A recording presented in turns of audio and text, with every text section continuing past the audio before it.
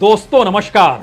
25 से 30 लाख करोड़ रुपए यह कोई छोटी रकम नहीं है और अगर इसे अलग अलग इलाकों में बांटा जाए, अलग अलग लोगों के बीच बांटा जाए तो शायद जिन हाथों में यह पैसा जा रहा होगा उनके तो वारे न्यारे हो गए। और इस वारे न्यारे के खेल में शामिल इस देश के भीतर में माफिया है, पॉलिटिशियंस हैं, इस देश के ब्यूरोक्रेट्स हैं, इस देश की पुलिस है, इस देश में सत्ता में बैठे हुए तमाम नेताओं की एक पूरी कतार है। इस दौर में वह तमाम बिजनेसमैन शामिल हैं जो अलग अलग तरीके से उस प्रकृति के बीच जाकर खड़े हो चले हैं जहां उनको नदी की जमीन पर इमारत खड़ी करनी है, नदी की जमीन पर लोगों को बसाना है। होगा तो नदी की जमीन से ही बालू खोद कर ले जाएंगे और इतना मुनाफा कमाएंगे कि आप देखते रह जाएंगे। और 25 से 30 लाख करोड़ का मतलब क्या होता है हिमालय से लेकर दिल्ली तक के बीच में, इसका नजारा पंजाब में भी दिखा, हिमाचल में भी दिखाई दिया, उत्तराखंड में इससे अछूता नहीं है, हरियाणा भी अछूता नहीं है, उत्तर प्रदेश का एक बड़ा इलाका इससे अछूता नहीं है। और दिल्ली तो पानी पानी है। यह वही दिल्ली है जिस दिल्ली के भीतर का मॉडल समूची दुनिया में ताल ठोक कर खड़ा होता है। लेकिन क्या आपने कभी सोचा है इस दिल्ली के भीतर कितनी बड़ी तादाद में लोग नदी की जमीन पर रह रहे हैं, कितनी बड़ी तादाद में यहां कंस्ट्रक्शन किए गए और बकायदा मुहर लगाकर किए गए और यह कहकर किए गए कि दरअसल हम तो हर नियम कायदे का पालन कर रहे हैं। और इसकी शुरुआत कोई बहुत पुराने वक्त से नहीं हुई है।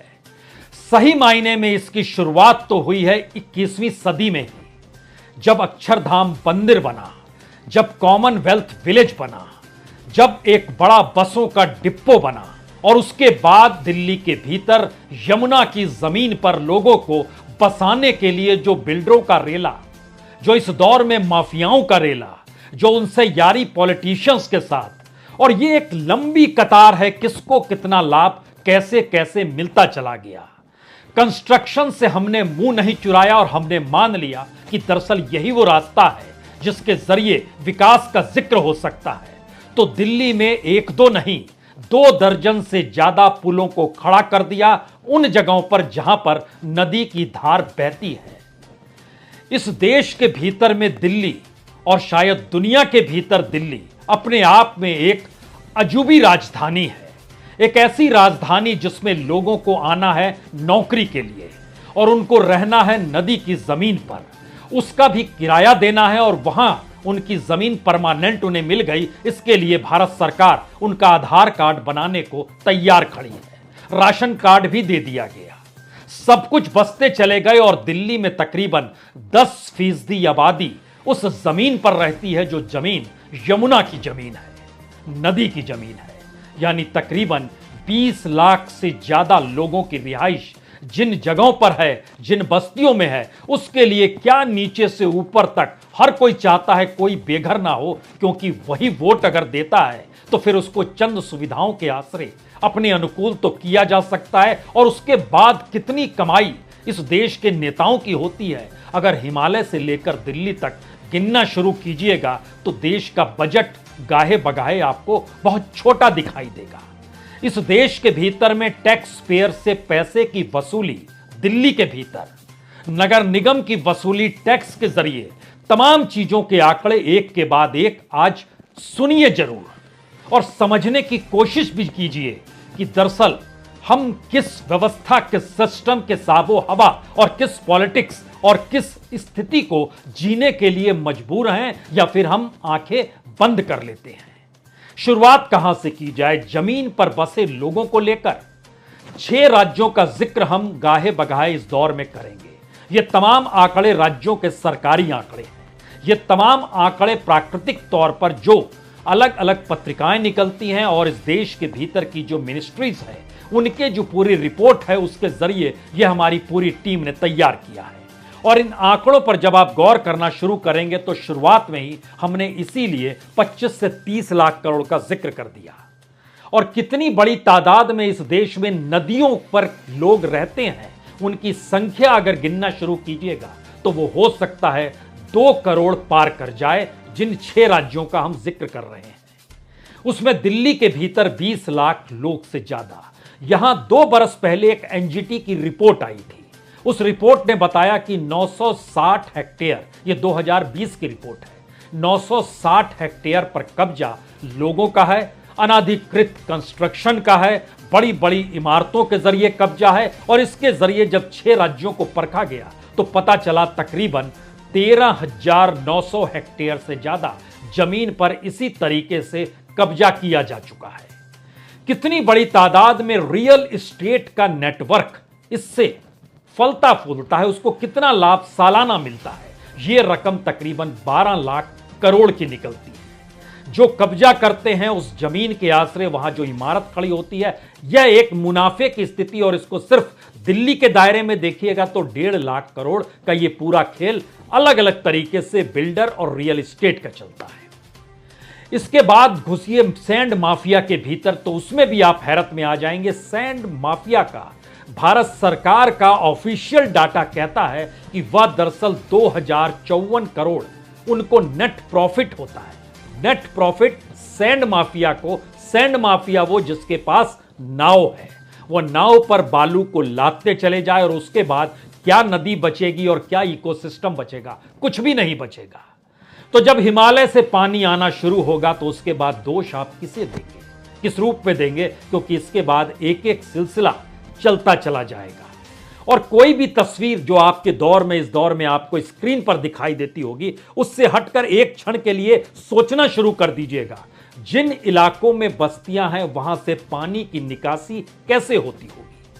पानी को अगर रोका गया है, जहां पर तालाब था, कुआं था, बावड़ी थी, नदी की जमीन थी, जहां पर निकासी की जमीन को बंद कर दिया गया, जहां पर जमीन को बेच दिया गया जो नदी की जमीन थी, ये सारी परिस्थितियों को अपने दिमाग में रखिएगा। क्योंकि एक क्षण के लिए यह भी बता दें, दून वैली का जिक्र यहां एक वक्त के लिए कर देते हैं। दून वैली की 300 एकड़ रिवर बेड जो है उस पर भी कब्जा है और इसको मानती है उत्तराखंड की सरकार, ऐसा नहीं है कि नहीं मानती है। अब सवाल यह है कि जब सैंड माफिया अपने तौर पर 2 लाख करोड़ का खेल करता है और लगभग 2054 करोड़ रुपया उसका नेट प्रॉफिट होता है, 1000 करोड़ से ज्यादा का नेटवर्थ पंजाब के भीतर नजर आता है, उत्तर प्रदेश के भीतर यह और बढ़ता चला जाता है और एक पूरा नेक्सस काम करता है। पानी को रोकने की कोशिश या पानी को खत्म करने की कोशिश, जिसको आजमाना है आजमाते चले जाइए। लेकिन जिक्र आज दिल्ली का इसलिए क्योंकि यह तस्वीरें कुछ डरा रही है। डरा इसलिए रही है क्योंकि देश की राजधानी पर देश के तमाम जो नेता अपने आप को कहते हैं और जनता ने चुना, उस जनता का क्या हाल होता है, यह एक तस्वीर भर है। स्कूल जाते बच्चे, और इस बीच खबर आई कि 3 बच्चों की मौत हो गई। 3 बच्चे जो नहाने निकले थे मुकंदरपुर में, वहां नहाने निकले और उनकी मौत हो गई। पता ही नहीं चला कितना गहरा पानी किस जगह पर था, उन्हें क्या पता। पानी की धारा जब बहती है तो फिर वह जहां पर जरा सा रास्ता मिल जाए वहां खुद को पूरे तरीके से झोंक देती है। इन बच्चों के साथ भी यही हुआ। दिल्ली में 3 बच्चों की मौत हो गई। लेकिन इन तस्वीरों को एक क्षण के लिए देखिए और समझिए कि किस तरीके से, किस अवस्था में यह सारी परिस्थिति आकर खड़ी हो गई है। यह लाल किला का इलाका है। लाल किला की तस्वीर मौका मिले तो 1857 की देख लीजिएगा। यमुना तब भी दरवाजे पर इस रूप में कभी नहीं पहुंची थी। निकासी का एक पूरा का पूरा इंफ्रास्ट्रक्चर था, लेकिन इस दौर में नहीं है।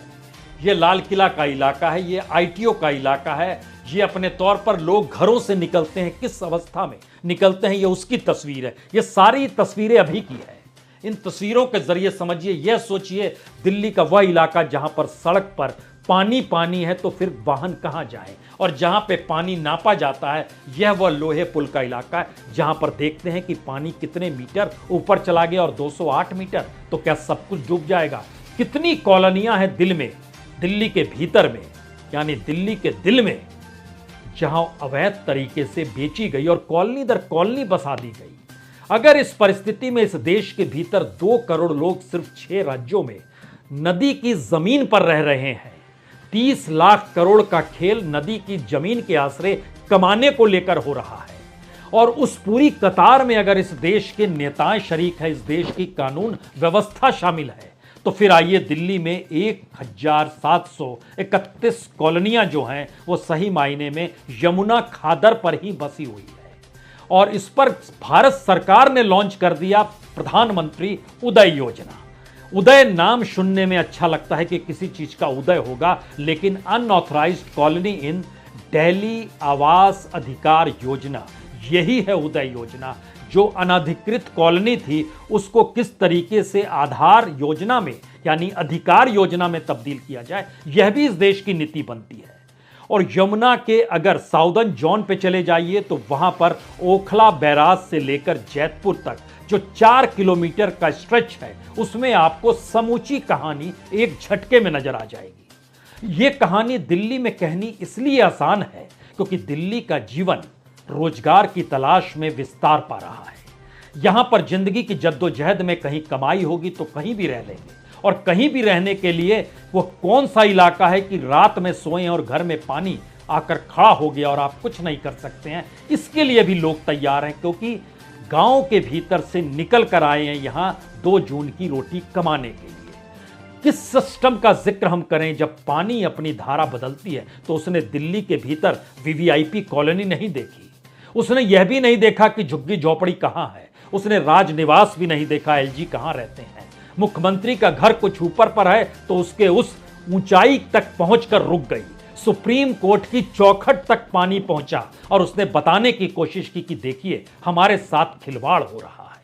और यमुना के साथ खिलवाड़ ना हो 1994 में, यानी गिनना शुरू कीजिएगा तो 29 बरस पहले सुप्रीम कोर्ट ने यमुना की सफाई को लेकर पहला निर्देश दिया था।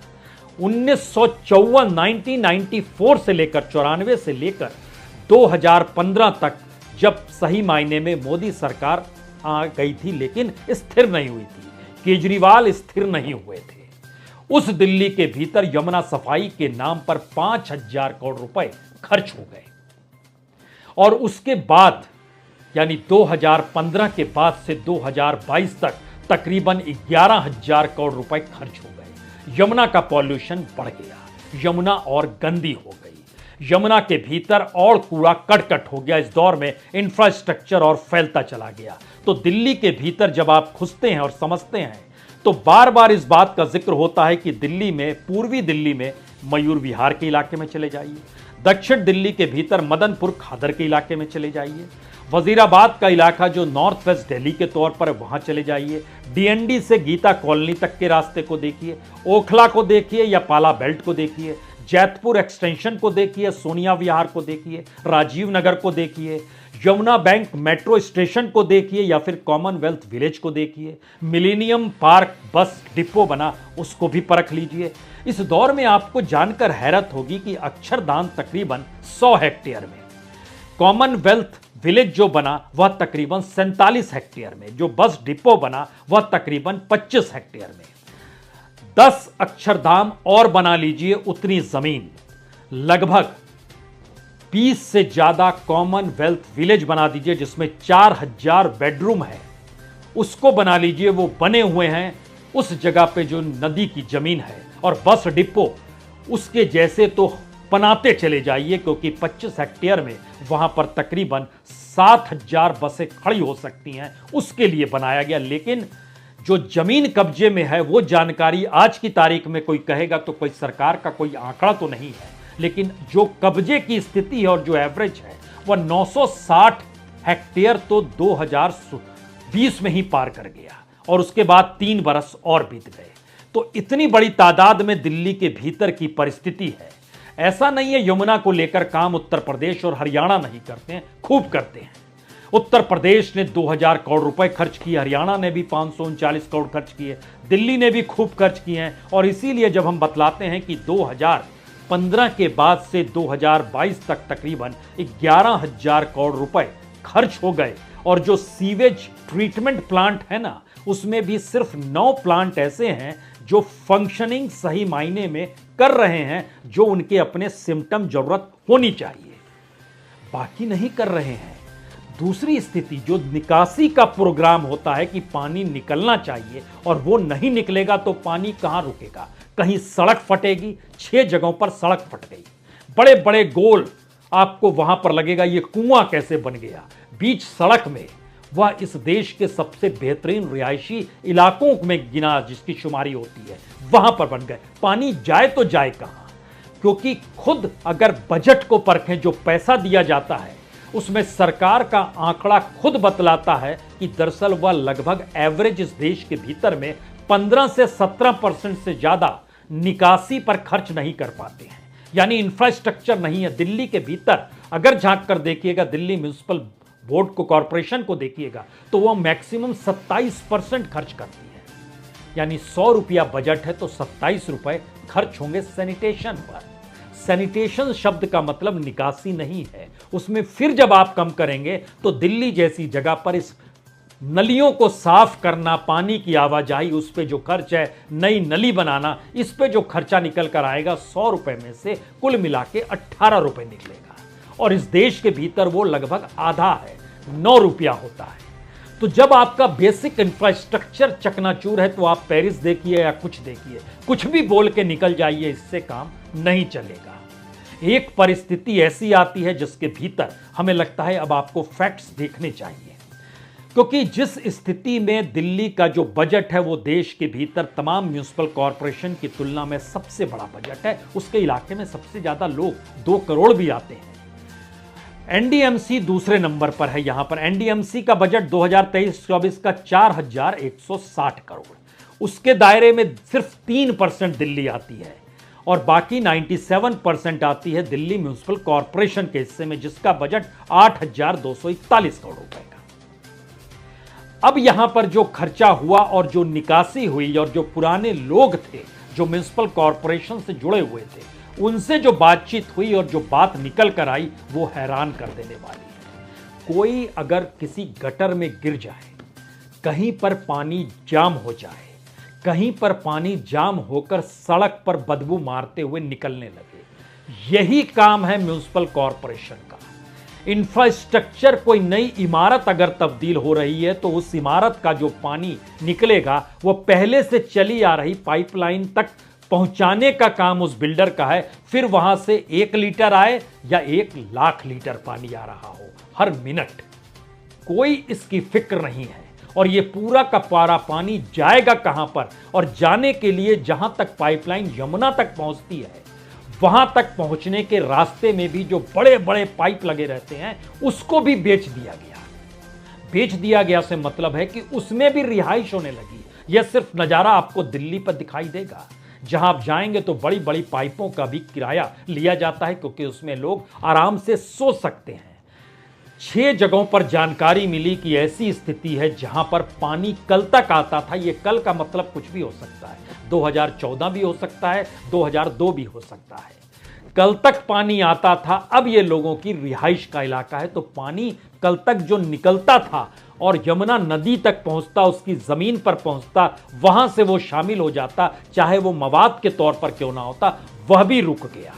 तो पानी तो अपना रास्ता बनाएगी, और उस रास्ते को रोक पाने की परिस्थिति में दिल्ली कितना होगी, इसको इस रूप से भी समझने की कोशिश कीजिए कि दिल्ली के म्युनिसिपल कॉरपोरेशन का बजट जो है, एजुकेशन पर 17%, अच्छी बात है, हेल्थ पर 10% और अच्छी बात है, स्ट्रीट लाइट 11% और अच्छी बात है, हॉर्टिकल्चर पर 3.5%, लोन रिपेमेंट पर 4.5%, कम्युनिटी सर्विस पर 11.5%, सैनिटेशन पर 27% जो मैक्सिमम है। और इसी के दायरे में ये सारी चीजें आती हैं, लेकिन प्रॉपर्टी टैक्स वसूलने में कोई देरी नहीं होगी। जनरल ट्रेड लाइसेंस फ्री और उसका जो टैक्स उस पर लिया जाएगा। हेल्थ ट्रेड लाइसेंस, हर चीज को लेकर टैक्स लगा हुआ है, उस पर कोई कोताही नहीं बरतनी है। अब यहां से शुरू होता है दिल्ली को जैसे ही फांदते हुए आप पंजाब पहुंचेंगे, पंजाब की सतलज, कपास, व्यास, झेलम, चिनाब, पंजनार, मरकंडा, घग्गर, चक्की, कालीबेन, चौतंग, डागरी, हमें जानकारी मिली 45 छिटपुट नदियां हैं जो अपने तौर पर बहती है। और पंजाब के साथ अगर हरियाणा जोड़ दीजिए तो वहां की भी लगभग 35 नदियां, उसमें यमुना भी है, घग्गर भी है, मरकंडा भी है, डागरी भी है, इंदौरी भी है, अंबाला भी है, कृष्णावती भी है और कौशल्या भी है, सोम नदी भी है। इन इलाकों की जमीनों पर भी कब्जा इस दौर में नेताओं के आसरे होते हुए, नौकरशाही के जरिए से निकलते हुए बिल्डर और माफियाओं के जरिए लोगों को बसाने का काम शुरू हो गया। दिल्ली में तो इंडस्ट्री नहीं लग सकती है, लेकिन इन जगहों पर इंडस्ट्री भी लग गई, उद्योग भी काम करने लगे, धुआं भी निकलने लगा, काम भी लोगों को मिलता चला गया और मुनाफा भी होता चला गया। उत्तराखंड के भीतर कंस्ट्रक्शन के तौर पर जो पावर प्लांट है या फिर जो चारों धाम की यात्रा कराने के लिए जो ब्रिज और कंस्ट्रक्शन का काम है, और जितना वहां पर पत्थर, चूना, सीमेंट, सरिया सब कुछ जो झोंका गया है, आपको जानकर हैरत होगी कि सिर्फ उत्तराखंड के भीतर जितना पत्थर, जितना बालू, जितना सीमेंट, जितना सरिया, जो भी कंस्ट्रक्शन का माल है उसको जो डाला गया है, अगर उन सब को मिला दिया जाए तो दिल्ली के भीतर उस तरीके के तकरीबन 50 से ज्यादा लाल किला तैयार हो जाएंगे। क्या कीजिएगा? लेकिन हमें तो डेवलपमेंट के नाम पर समझ में आता है प्रकृति से खिलवाड़ करते चले जाइए, पानी को रोकने की कोशिश कीजिए, जमीन पर कब्जा होते चला जाना चाहिए। तो क्या वाकई ये पानी की धारा पहले नहीं आई? बार बार जिक्र हो रहा है बहुत पानी पड़ गया, बार बार जिक्र हो रहा है हरियाणा ने ज्यादा पानी छोड़ दिया, बार बार जिक्र हो रहा है। आपने विनाश लीला नहीं देखी उत्तराखंड के भीतर में? नहीं देखा? मनाली जाने का रास्ता बंद हो गया है, सब कुछ देखा। पहले भी ये रास्ते थे, अब भी ये रास्ते हैं, लेकिन जितना बोझ इस दौर में सिमटती हुई जिंदगी जीने की स्थिति के साथ जुड़ते हुए इन जगहों पर लोग आते चले जा रहे हैं, उसका उपाय किसी के पास नहीं है। कोई समझने को तैयार नहीं है कि चीजें जब ढहेंगी तो यह तो सिर्फ एक हल्की सी झांकी नजर आ रही है, जहां पर पानी पानी। दिल्ली क्या हुई? उसमें G20 का सम्मेलन भी तो चल रहा है। G20 के सम्मेलन में 5 सिताराओं में से जो पानी निकलता है, क्या वहां पर रिसाइकलिंग की व्यवस्था है? दिल्ली के भीतर कोई 5 सितारा होटल ये बता सकता है उसके यहां से निकलने वाला पानी रिसाइकिल होकर वह यूज करते हैं? जी नहीं, नहीं करते हैं, कोई व्यवस्था नहीं है। तो वो पानी कहां जाएगा, कहां निकलेगा? तो 5 सितारा जीवन जी लीजिए, या फिर झुग्गी बस्तियों में रहते हुए जमीन 2 टुकड़ा मिल जाए जहां पर किसी तरीके से रात गुजर जाए, ऐसी व्यवस्था कर लीजिए। पंजाब, हरियाणा, उत्तराखंड, उत्तर प्रदेश के भीतर और नाजुक स्थिति है। यहां सबसे बड़ा कमाल तो बालू माफियाओं का है।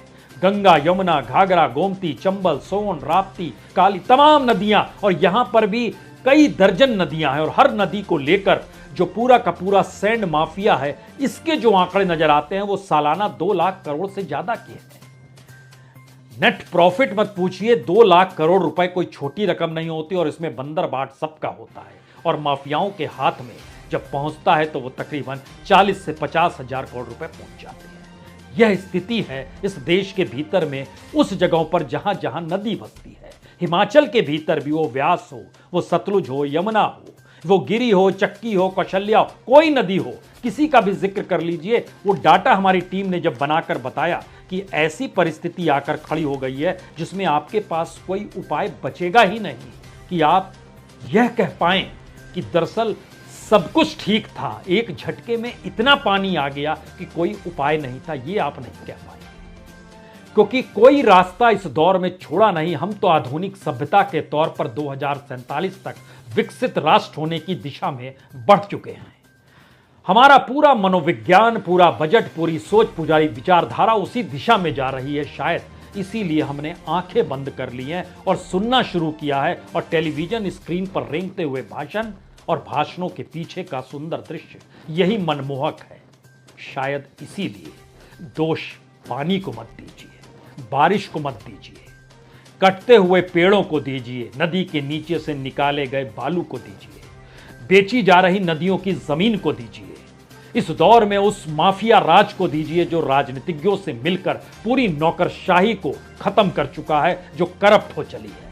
दोष देना है तो इस दौर में पुलिस प्रशासन को भी दीजिए। कानून क्यों गायब है, क्यों उनको एक झटके में नहीं हटाता है?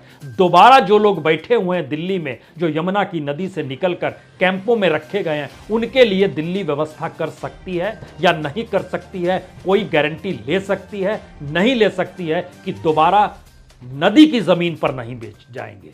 स्थिति तो इतनी नाजुक है कि अगर आपको अक्षरधाम मंदिर भी जाना हो तो टिकट कटाना पड़ेगा। जिस अक्षरधाम मंदिर को बनाने को लेकर जितना पत्थर वहां पर लगाया गया और जानकारी मिली वहां पर लोहा या स्टील का इस्तेमाल नहीं हुआ है, पत्थरों के आसरे खड़ा है, तो उसके लिए टिकट तो देना पड़ेगा। लेकिन वो जमीन यमुना की है। एक क्षण के लिए इसको दिमाग में बैठा लीजिए, फिर जरा कोशिश कीजिए। नदी आपके घर तक नहीं पहुंची है, आप नदी के घर तक पहुंच गए और उसके बाद हो हल्ला मचा हुआ है कि दरअसल पानी आ गया। बहुत बहुत शुक्रिया, बहुत बहुत शुक्रिया।